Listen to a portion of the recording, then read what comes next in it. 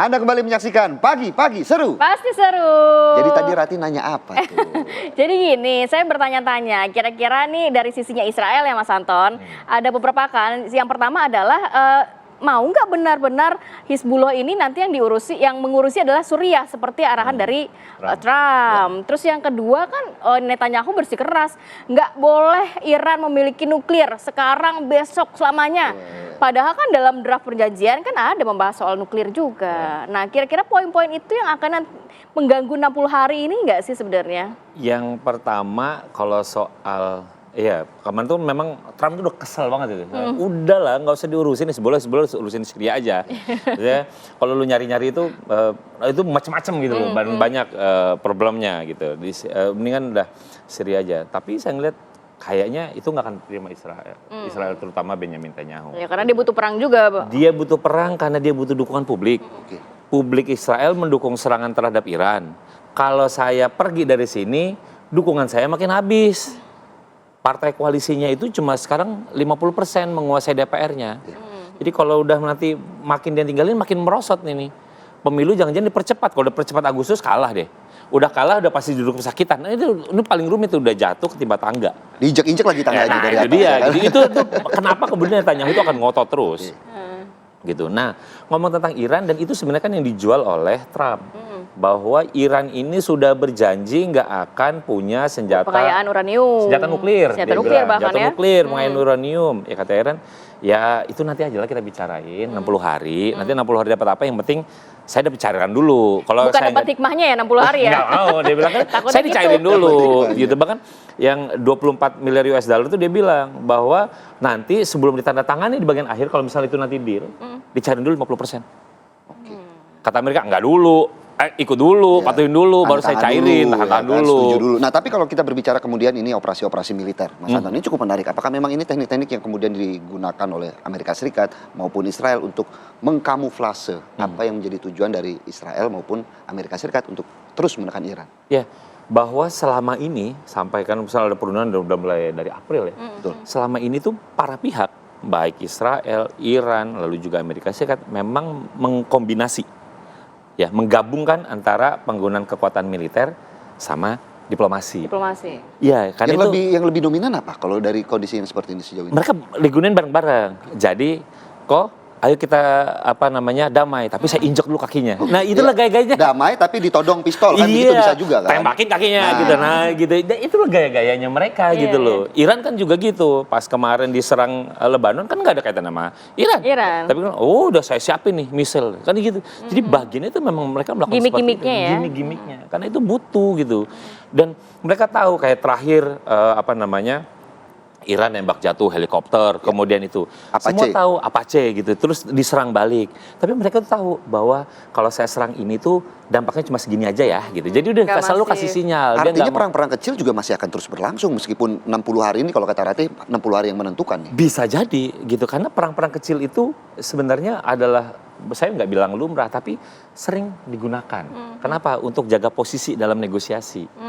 Bahwa saya masih punya kekuatan gitu. Walaupun kan sebenarnya Amerika selalu klaim Iran tuh udah habis militernya, tapi kata Iran enggak, lihat aja saya bisa nyerang-nyerang gitu ya kan. Jadi ya ini memang bisa jadi gitu. Jadi taktik dengan menggunakan tekanan militer itu akan tetap dilakukan dalam 60 hari. Jadi nggak damai-damai banget lah, nggak adem-adem banget. Nggak adem-adem banget. Tapi kalau kita ngeliat ke internal dari Amerika Serikat nih Mas, yang juga menjadi pertanyaan, banyak kritikan keras dari internal, khususnya dari partainya Donald Trump sendiri yang mengatakan ini kok Donald Trump sekarang jadi kayak blunder fatal nih, melunak nih, banyak konsensi yang diberikan kepada Iran. Nah, akan menimbulkan gejolak nggak nantinya? Jawabannya mungkin iya, mungkin enggak. Karena satu, di Amerika Serikat itu ada namanya INARA. Ini bukan INARA yang lain. Bukan INARA, bukan artis, bukan ya. INARA apa ini kalau ini? Iran Nuclear Agreement Review Act 2015. Jadi berdasarkan aturan itu, Kongres berhak untuk mereview semua kesepakatan terkait nuklir Iran. Jadi kalau misalnya, ya apalagi kan ini poinnya kan akan ada nuklir Iran. Jadi kalau misalnya ini ada disepakati, nanti kata Kongres akan memberi sikap 30 hari. Selama 30 hari itu nggak boleh ada melakukan pencairan terhadap Iran. Nah ini potensinya akan bisa jadi deadlock lagi. Jadi Trump di satu sisi dia udah ngejual keluar bahwa kita berhasil, tapi di dalam dia akan punya battle Sulit sendiri. ya, agak sulit Kenapa? Karena Republik juga udah mulai ada yang gerah nih dengan Trump. Kok mainnya malah kayak gini sekarang? Gitu. Ini yang di Amerika sendiri kalau ini tanda tanganin itu bukan berarti langsung besok langsung bisa dijalanin. Prosesnya panjang. Prosesnya panjang. Kenapa? Kongres punya hak untuk itu, mereview itu, menolak, memveto dan lain-lain. Bisa saling adu veto. Gitu. Ini yang menjadi menarik bahwa nanti di internalnya Amerika Serikat nggak kalah rumit. Apalagi partai Yahudi juga cukup kuat di sana. Artinya Iya.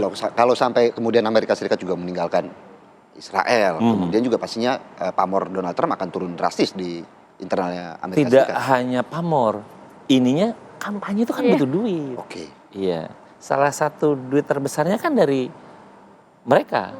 Lah kalau ini nanti dianggap mereka, nanti duit kampanye dari mana? Cukup menarik ya. Iya, jadi semua ceritanya pasti soal domestik. Urusan dapur masing-masing. Bener. Nah itu yang agak sulit tadi dikatakan ya bahwa sebenarnya memang oke lah Donald Trump juga melalui pertemuan internasional sudah menjanjikan banyak hal, tapi di dalam negeri ternyata dia juga cukup pelik ya. Iya. Gejolaknya cukup besar ya. Iya, Banget. Nah kalau kita lihat juga bagaimana kemudian langkah-langkah yang akan dilakukan oleh Amerika Serikat sendiri, khususnya juga Donald Trump. Artinya kan begini, kalau kita lihat ini Jumat yang cukup menentukan, dan kemudian apakah juga masih akan terus dilakukan penekanan kepada Iran sejauh ini? Ya, mereka sih berharap Iran itu nggak balik arah, gitu. Karena yang bisa paling mungkin balik arah adalah Iran. Itulah kenapa kemudian Amerika, gitu, Trump di sela-sela pertemuan G7 itu nekennya kepada Israel.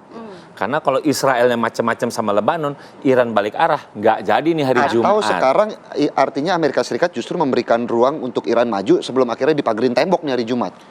Enggak gitu juga, karena bagi Iran sih, saya sih nyantai-nyantai aja. Yang butuh kan situ, walaupun sama-sama capek sebenarnya. Tapi bagi Trump, dia pusing karena selama ini dia udah, apalagi di forum G7 dia udah pamer, saya udah sukses, saya minta dukungan dan lain-lain. Tapi ketika Iran balik badan, mau jawaban apa lagi nih? Gitu. Karena itulah kemudian Amerika cuma berharap, ya kalau Netanyahu mau nyerang nanti dulu lah ya, lewatin Jumat dulu lah ya, gitu. Karena ya kalau kalau setelah Jumat kan udah lain soal nih. Kalau abis Jumat kan weekend biasanya Mas. Nah, Habis Weekend Jumatan biasanya nggak lagi ada apalagi serangan. biasanya.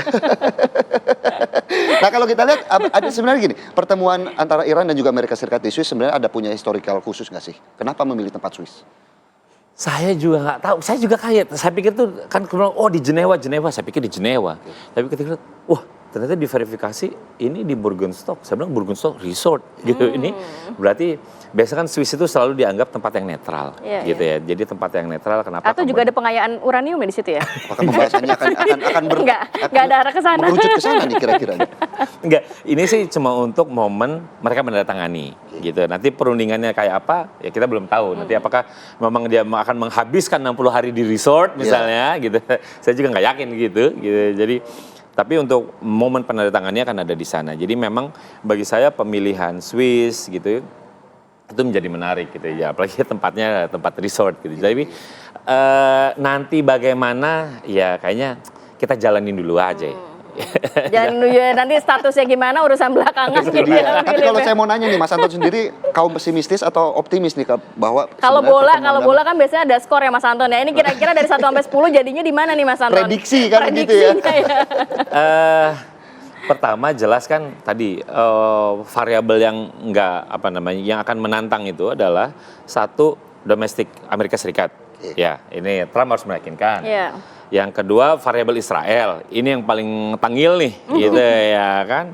Yang ketiga nih memang dari sisi Iran, gitu. Ini kenapa di sisi Iran? Karena kan memang ada banyak yang perbedaan-perbedaannya. Kalau sejauh ini, kalau kita tanya nih, prediksi hari Jumat nanti tanda tangan, kayaknya sih kalau Jumat nanti tanda tangan sih peluang saya paling besar 40%. Ketimbang misalnya gagal atau jadi perang lagi gitu. Jadi bagi saya bahwa jadi kalau misalnya tanda tangani implementasinya jalan langsung atau implementasinya tersendat. Nah, yang bagi saya implementasi tersendat yang peluangnya paling besar. Gitu. Jadi yang penting tanda tangan. Iya. Jalannya kayak gimana lain soal. Itu poin-poinnya kira-kira akan dipisah atau dijadikan satu sih sebenarnya dalam pertemuan? Kalau bocoran dari Amerika Serikat tuh kan isinya cuma sekitar 1,5 halaman. Kenapa? Karena itu nanti yang akan dielaborasi lebih lanjut. Masalahnya kan 1,5 halaman, 1,5 halaman apa nih? Ukurannya Halaman A3, buku, A4, A4, nah, itu kan A5, kita juga nggak tahu. Atau Kalau B4 satu, mungkin. kalau 1,5 ukuran lapangan sepak bola, gede, ya kan? Ada kita nggak tahu nih halamannya halaman siapa ya kan? Halaman rumah. Halaman rumah, halaman orang kan gede juga. Atau halaman gedung putih kan juga susah juga ya. Ya kita masih menantikannya akan Ya. seperti apa nantinya. Semoga hari Jumat ini benar-benar deal. Kemudian 60 hari dapat digunakan masing-masing pihak Betul. untuk merancang sebaik-baiknya. Karena begitu, minimal kan MOU ada tanda tersebut. tangan, tentunya juga memberikan kelegaan buat kita masyarakat global Iya. juga yang tentunya berdampak di perang kawasan Timur Tengah ini. Terima kasih Mas Anton untuk Makasih banyak Mas evaluasinya Anton. pada pagi hari ini. Sehat selalu. Dan tentunya Assalamualaikum. pemirsa pagi-pagi seru masih akan kembali di segmen selanjutnya. Kita punya ada berita yang kriminal, ada yang viral. Sesaat lagi tetap sama kami di Pagi-Pagi Seru. Pasti seru.